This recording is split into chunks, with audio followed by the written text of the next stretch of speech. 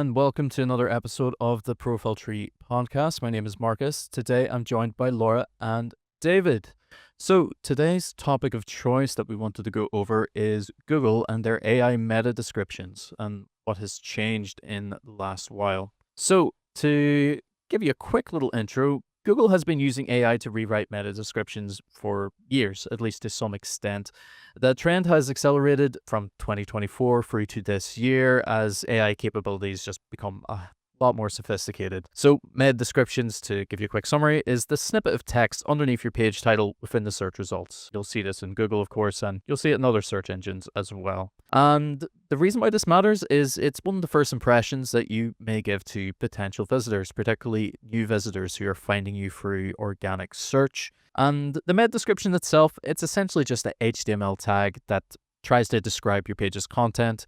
It's usually somewhere between 150 to 160 characters in terms of what it recommends and what it'll actually display on the front end of things. It'll shorten it a little bit on mobile browsers, for example. And you can write them and put them in place for every page, product, or post that you have on your website.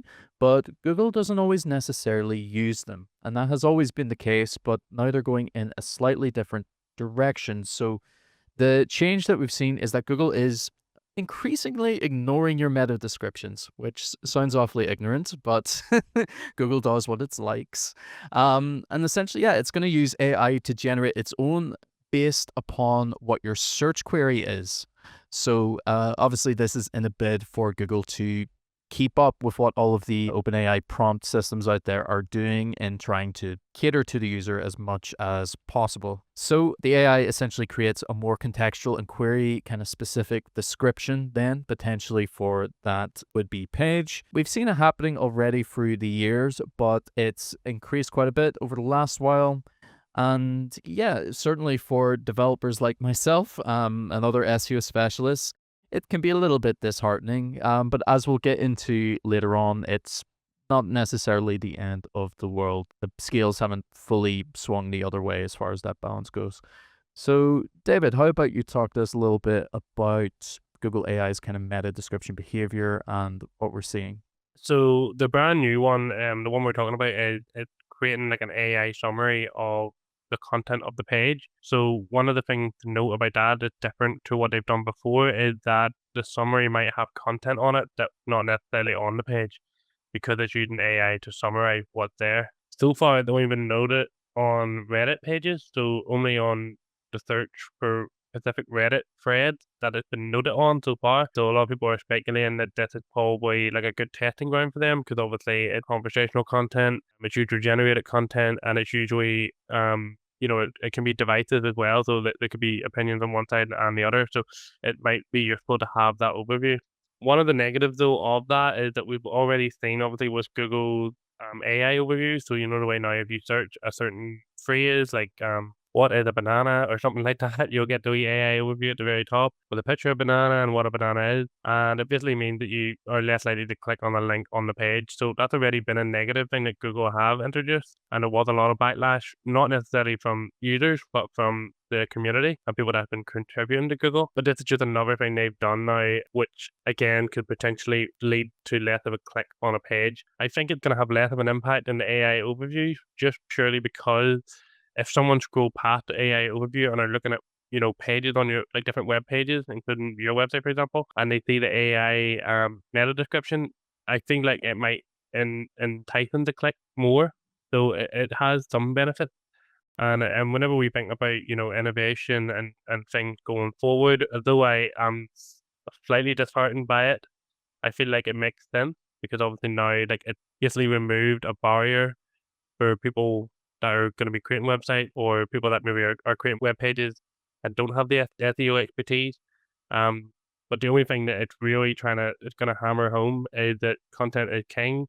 But even more so now, because even if you have all the bells and whistles of the SEO side of things, if the meta description is coming from the content needs to be, rock solid for it to really pick up a good meta description to entice people to click onto the website. In terms of that, there are some pros and cons. I don't know if anyone has any pros they want to throw into the mix. I have a few cons here, so I don't know if anyone has any pros they want to throw into the mix. I mean, from what I'm kind of seeing in terms of online conversations between digital marketers, I know one guy, Mark Williams Cook, said he has basically come to the conclusion that if you're writing meta descriptions manually, you're wasting time. And even if you're using AI to do it, you're probably still wasting a small amount of time. He basically thinks there's no point anymore. And his point of view is effectively, well, in an ideal world, if you as a business owner selling any kind of goods or products or services knew the query that someone was going to search for every single time, you would basically cater your meta description to that query, which obviously we can't do. Google can. So Google's saying, leave it to us. We will do a much better job than you will and actually maximize the chance of someone clicking through to your website. Now, whether or not that will be proven or disproven, it's really difficult for us to know, but you can kind of see the benefits in that sense. Yeah, it's the idea for them essentially is to improve the search result relevancy by doing this, to try and match the user intent, essentially. And yeah, the pro side of that then is hopefully that, as David and yourself described there, it should hopefully lead to higher click-through rates as a result of that, because, the meta description can't answer every specific question that's put in there. And it is the curious thing about it, because depending on what you put in as your search query, you might actually just see the general meta description that you've inserted for that page, or you might see the AI generated one, at least in theory, if you put in a different query or phrased it in a slightly different way. So Google, yeah, they're probably going to do this a little bit more often, and we've seen it do it more so in the past whenever meta descriptions are generally a little bit too vague, or they're just generic, when they don't match the search query well, as I said there, if they're too long or too short, if they're just stuffed with keywords for sites that are still trying to pull out those tricks. If it's duplicated across multiple pages, that'll be a hit anyway on the search performance side of things. Certainly if they're missing entirely, it'll try to place one in. As David said, that might not be so much of a problem anymore going forward. And yeah, if better content is found on the page itself, answering what people are looking for, it's all about answering queries. So, at least from that side, it's still worth making an effort to put in these meta descriptions, I would say, in some instances. But yeah, Google's going to care a heck of a lot more about what content is actually on your page. So while it shifts away some of the workload from updating your meta descriptions, it instead puts a lot of the focus on your on-page content, making sure that the rest of your content is nice and keyword rich and answering queries. Do you have an FAQ section? Do you have some media and other content on there as well? So to be fair, while it's on the scale of things, it's kind of tipping it a little bit away from worrying about the meta description and instead more of the content. So it's still effort to be spent. It's just now we know where to prioritize it. The other thing as well is obviously Google is dominant in the search sector, but there's always the other search engines like Bing. I know it's like much smaller amount of put through, but for a lot of people, they still use these other search engines like Bing or DuckDuckGo. So again, it's worth having it just for those as well, even as a fallback, because they obviously don't use the same technology that Google will use for the meta descriptions. And then also another thing, I know it's still early days, but we don't know if the meta description that you do provide Google, if that impacts their AI response. Obviously with the red egg example, it doesn't, but I wonder if they do roll out to other businesses, will they use the meta description as kind of a basis for if they were going to generate it with AI? So again, it's not the sort of thing where you should just, stop it. No, not doing it, don't do it anymore. But it's more just the way things are going forward. It does make sense. It does make sense because obviously it's something that's quite manual. So it makes sense if they can automate it with AI, they would do that. I think that, like, it doesn't really change anything in terms of what we, for example, would tell our clients. Like you said, content is still massively important, and ultimately, the content that you present on any page or all of your website as a whole is going to influence the AI meta description the exact same way that it would influence the AI overview. So all this is really doing is reinforcing what we're trying to explain to people is that the more content, the more relevant content, the more keyword rich content, the like you mentioned, Marcus, as well, the different styles and formats of content in terms of FAQs, things like that. It's all so, so important, and nothing has changed in that sense. Yeah, it's just essentially now it's become a little bit more important as things always change. I think to put a little bow on it if we kind of tie it through a little bit, and you guys can chime in if anything piques your interest. But, should you still be writing your meta descriptions? I would say a tentative answer for now is yes, but keep an eye. Things are always changing. Google's still going to use them a lot of the time. It'll use it more often for generic business searches where, people are just looking up your business name. Whereas, if they're putting in a more specific query or question, then, we're going to see the AI elements start to creep in a little bit more often, at least from what we would predict. At the same time, if people are posting any of your content or any of your website over social media, the social media is going to pull in that meta description still, so you don't want to always leave those blank. That's precious information that you can get across in those instances. It's still going to give Google some context about the page topic, even if they're not putting as much weight in it as the written content itself. If you want to ease up on it a little bit, maybe you don't have to obsess as much maybe about meeting the character 155 kind of character limit as much. Instead, you can put more time towards the actual page content itself. Essentially, think of it as content optimization and not just SEO meta optimization. And essentially, to Google, anything that we do, it always has been the case. It just leaned a little bit more the other way now. Anything that we ever give to Google is always just a suggestion, never a command. They will come up with their own things if they prefer it. So make sure when you're writing any content for your site, write for humans first, Google second, essentially, to give you a couple of examples of this. For example, let's take a business that's kind of similar to ourselves, and let's say, okay, if we look at their meta description, they say, oh, we offer the best services in Northern Ireland. Contact us today for more information. You don't know what business I'm talking about. There's no specific value mentioned, no real keywords, and it definitely needs rewritten. Whereas a good example would be professional web design for Belfast businesses, custom WordPress sites, mobile responsive, SEO ready.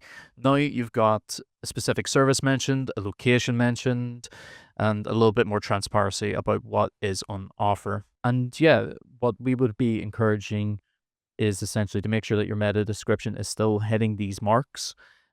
If it wasn't hitting these marks, then Google would be trying to look for content on your page that leads it towards these marks. But as David described now, it's going to use AI to generate essentially content that may not actually exist on your page, that instead is more of a summary or a description of what it is seeing. And in theory, that will lead to more effective meta descriptions for everyone, verbatim. But if everybody has moved up a step, then it feels like nobody's moved up a step. So that's why you need to put more emphasis on your on-page content then to make sure that you're keeping ahead of the game. Any final thoughts from you guys? I suppose the rat race continues, doesn't it? It doesn't level the playing field anyway. It just means that people gotta keep pushing. One thing I was gonna ask was, obviously, we've seen the introduction of the AI overview. We're probably going to see the gradual increase in the use of AI meta descriptions. From your perspectives, what do we think's next? Is it something like we're going to see AI overviews of people's Google business reviews, which could lead to some very, very interesting reading? But do you think there's any other sort of introductory things that Google could do that could in some way enhance search rankings or even potentially have a negative impact on search rankings? Well, the first one that comes to mind is the title. That's the only thing. So if this goes through and they're doing the AI meta descriptions and they have the AI overview, it basically means that when you Google something, the only thing that's written by a human is the meta title, which is kind of crazy when you think about it when you're actually searching for something. So if they do the meta titles as well, that basically means that you're being not, I don't want to sound like a conspiracy theorist, but it's completely influenced. Everything you see is generated by Google for you as a consumer. So again, that's the thing that a lot of people have not concerns with, but they have a bit of, how much could they direct it toward, like, for example, the ads, are they going to be able to pay for their own meta description and their own title? Are they going to have to do the AI meta description too? Is that fair? Is that an even playing field? Obviously, I know the ads are paying to be there, but even still, in my head, what you said makes sense. The reviews maybe having some sort of, obviously there's a problem with that, but you've already seen that with Amazon. So obviously, when you go on Amazon now and you scroll down, they'll give you a general review. Now it's a bit different because it's a product rather than a business, but I don't think that's that far fetched that they would have that. And then yeah, the title. I think the title is probably the big one because at the minute, like if I'll use us as an example, like web design Belfast. You don't need to see profile tree digital marketing and web design. You just need to see profile tree web designs. The other words are redundant for you, especially on mobile if it's a long tail. So I think that is probably the most logical next step would be that the meta title would have some sort of AI as well. Yeah, at the same time, it will still probably be using the title and the on-page content to get there as well, to, to specify it, to narrow it down. But yeah, it's a wonder if it'll veer too far off course on a couple occasions, or if it might displease a few businesses, ourselves included. But yeah, as you said, they'll be keeping their advertisers in mind a lot throughout this. It's a big reason of why they're likely actioning this, is to keep them in mind and to keep them content as well. The big race at the minute for them is obviously trying to take the fight to any AI tools out there that are taking away people searching up questions and answers from them. And yeah, you may well still see people who've, through Google Ads, have got themselves sponsored and Google Search. They'll probably still generate the meta descriptions for them as well. I'd say, even just for the sake of it, they wouldn't exclude them from that. I would imagine it would probably be encouraged. So yeah, I don't know what else they'll kind of do going forward. They've been fairly steady enough. Google have been fairly tentative about rolling up updates compared to some of the other platforms that we've seen out there who will, get it out steadfast. Google have taken a little bit more of a cautious approach, which I would say is a good thing. It's not too bad to take your time. They've got the resources for it, and they're probably working on lots of other things as well in the background. So worth keeping an ear to the ground. Obviously, if you're watching this immediately after release, it'll make everything will line up right now. If you're watching this a year from now, things may have already vastly changed, and I'm sure we'll have another wee video somewhere about it.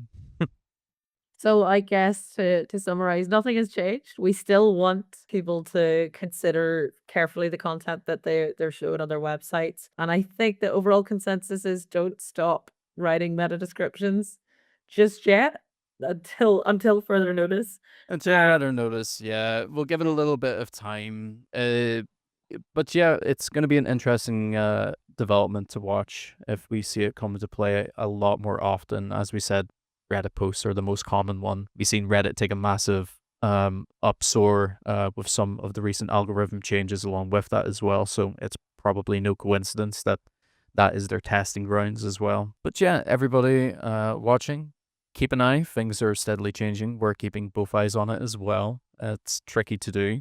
But for now, keep putting in your meta descriptions. Put a little bit more focus, perhaps, towards your on-page content. And yeah, you should be hopefully setting yourself up for success. And if anything changes, if you want to like and subscribe to this video, we'll let you know.